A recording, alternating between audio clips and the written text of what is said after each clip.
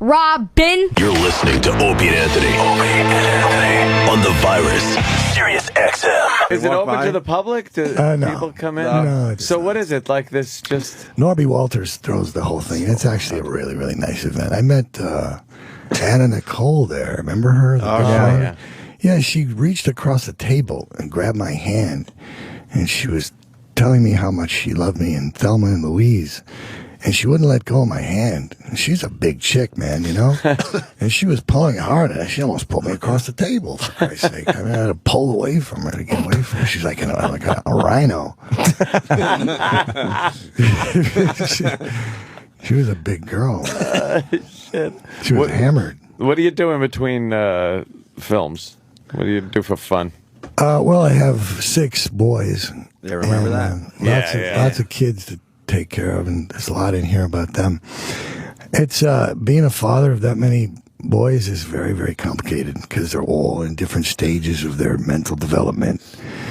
You know, so one of them's, you know, in this phase, another one's in that phase, and they're all kind of in a wonderful way.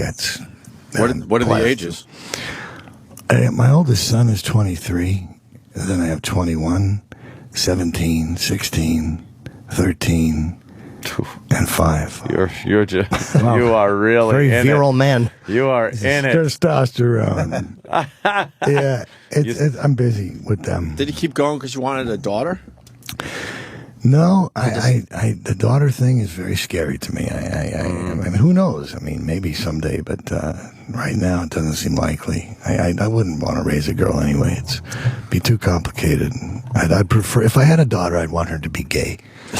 Yeah, that's what a lot of guys say. Like the thought of some sleaze coming in the house. Hello, Mr. Madsen. Hey, wait a second, Hello. man. Yeah. I know what you're doing. Yeah, I remember that. It's different when the boy, when the sons have the girlfriends come over and they have the towel on, you know. Hi, Mr. Madsen. You're like, oh my God. You know, please go in the other room. Go outside. Please go away from me now. You have to leave. Yeah. Yes, please get out. You know. Oh shit. You're out of town, and the housekeeper's like, you know, there's a young lady over here, and the boys have her in the room, and I'm like, well, okay. You know, Mommy and Daddy are not home, and they take over. Trust me. Do you see any of them maybe going in the direction you went in, as far as maybe a little trouble here and there, or? Well, I think they could skip the trouble part, because that didn't do me any good. But my oldest boy wants to be a tattooist, and he's actually pretty good at it. And my son, my 21-year-old son, he wants to be an actor, which I've tried to talk him out of aggressively, but he's really kind of stuck out. He auditioned for the Actors Studio, and he's been studying a lot, and he's got an agent, a manager, and he's a very handsome kid. He looks like Clint Eastwood. I mean, he's really, you know, whatever it is, it or whatever it is. I mean, he has it, but it's very, very, very, it's a lot harder to get involved than I think he understands. It's really very, very. Isn't that something he'll learn, though? I mean, it always seems like actors try to discourage their kids from going into acting. What is it that is so bad about that?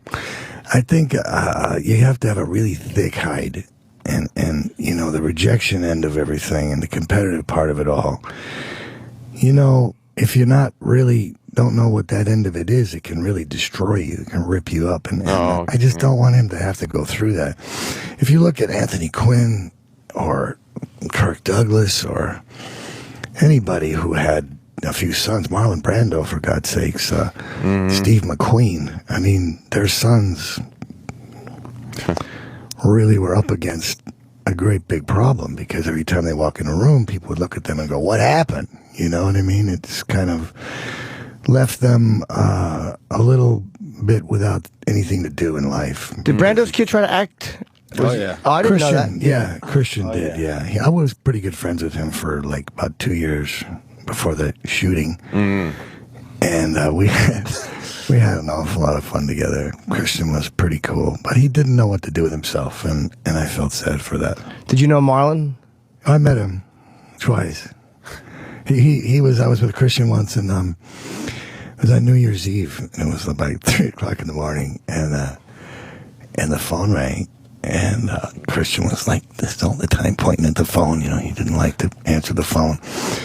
So I picked it up and I was, put Christian on the phone. And I'm like, what? I want to speak to my son. And I was like, oh my God. So I put my hand over the phone and I said, Christian, you know, it's your dad, man. And he's like, I don't want to talk to him. I'm not going to say nothing to him. Tell him I'm not here. And I was like, okay. So I went, he's kind of, I'm not sure where he is. He's not here. And he goes, put my son on the phone. And I was like, whoa, shit, man. Now he's yelling at me now. You know? I'm like, great. I just talked to Marlon Brando. He's yelling at me. Okay. You're lying to him. Thanks, man. Yeah, I'm lying to the guy. Right. Telling a lie. It's 3:00 in the morning. Everybody's loaded. You know, he's loaded. You know, and I'm like, this isn't good, right? And so I say, Christian, in the name of God, pick up the phone. And he's like, yeah. So he goes in the other room and he picks up the extension, you know, and I'm trying to be polite. I'm not going to hang up. I want to make sure he gets it, right? So I'm listening, you know, and Christian picks up the phone. He's like, yeah. And Marlon goes, who was that asshole that picked up the phone? I was like, great. You know, I said, no, I mean, now he's called me an asshole. You know, it's like, oh, you sure lost points real quick. I mean, fucking hell, you know, it wasn't a good beginning. What a great story. Hey, who'd you come up with in the I business? met him later the evening, and I was like, hi, I'm the asshole. Oh, you actually did Was physically that meet him? you? Was that you? I go, yeah. Yeah. Who'd you come up with in the business? Who were your peers? Who'd you start out with out there? Well, I grew up watching Kirk Douglas and Burt Lancaster and Lee Marvin and Robert Mitchum. All the tough guys. You know, those guys were pretty interesting.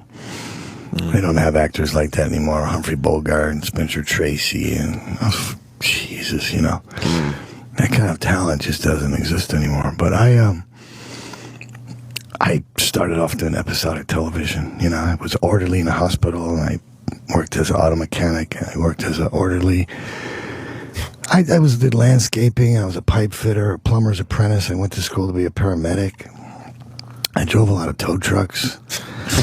I worked in a factory that made airplane parts, and oh my God, I drove a lot of trucks. I parked cars. Good place to steal them from, too, by the way.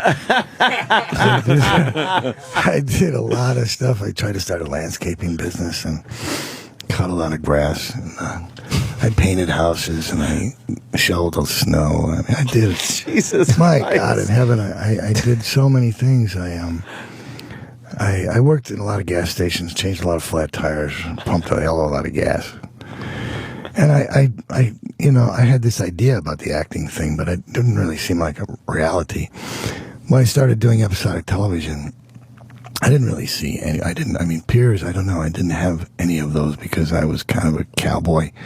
I didn't realize when I got off the plane that a leather jacket and motorcycle boots was a costume. In Hollywood, you know what I mean? And you know, I didn't. It could have been well for the dawn on me. I went for a reading really early on, and I was on my way to work, and so I had my Union 76 stuff on. I had my blue shirt, Mike, you know, and my blue pants, and you know. Then I went in to read for the part of this punk kid or the mean older brother, and by the time I got to work. Raymond was very angry because I was getting phone calls. And they said, you know what? The casting director just wanted to tell you how brilliant he thought it was that you came in dressed as a blue-collar person. It was just incredible. It just, wow, you know, you have the part. You got the part. And what did you do? You go in a Western costume? And I was like, I was on the way to work. You know? This is what I do. I went and rented this from a fucking Halloween store. I said, Jesus, you guys. But I kind of realized, and I caught on to the whole kind of, oh, okay, well, it's all make believe, and it was a good lesson. Yeah, they couldn't accept the fact that you were really going to a real job. I was making it up somehow. Years later, I was doing a Western in Augusta, Georgia, And it was a part David Carradine was to have done, but having him pass away, it went to me. And when I got there, it was like 2 o'clock in the morning, and the producer explained to me that my wardrobe was in the room. And I went up there, and in the dark, and I opened it up, and there was this rack of clothes, and I turned on the light, and I looked at it, and I started going through it, and it was David's clothes. They had given me Carradine's wardrobe, you know, and I it's bad enough that he died. I didn't need to see these tags, you know, with his name on it. And I called up and I said, what in the name of God? I said, what? These are David's clothes. And they said, oh, well, you know, I said, it doesn't fit. Yeah. This stuff isn't going to fit me. I said, oh, my God. They said, well, maybe you like a few. Anyway, the next day, they actually took me to a Halloween store in Augusta to get my cowboy clothes.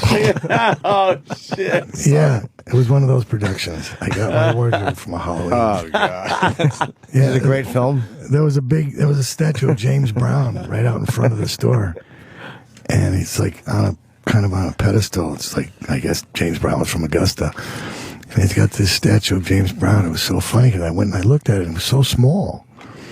It was like tiny. There it is. And I said, look at that thing. There it is, yeah. Yeah, and then the guy I was with, he goes, yeah, he didn't like it when he saw it. He got mad. That wasn't bigger. He got mad, you know, but it's life size. But he got mad. He didn't like it. So they put it up on a pedestal. See, they put it up on a higher. To make it look like they put it on he's a taller. star to make it bigger. Yeah. Yeah, look at that. That's pretty cool, right? It's kind of horrible, actually. It was very strange getting my clothes in the Halloween store. And the James Brown statue. The James Brown. See, the Halloween store is right over there. He's pointing right to behind that guy. Right. Halloween. Right behind that I was guy. in there getting my wardrobe. How authentic could a cowboy outfit possibly look bought at a Halloween store? Well, I had to rummage around for a little while. You know, the prepackaged shit they had, just wasn't right. The sheriff outfit with the little... I went around in the back and I found a good hat, which was the key to the whole thing. Yeah. And then I went and I found... Yeah, looking like Marty I McFly in found Back some- to the Future got 3. some pants, and I was able to put together... I got a little vest. I had my own shirt, and I got some nice pistols on the set, you know. So it ended up okay. I got it together. It took a while. What was the name of that movie? Could we see a picture of Michael from that? He's laughing. I don't know whatever happened to that thing. I don't even remember what it was thing. called. Sundown at noon or something. I don't Did they ever release it?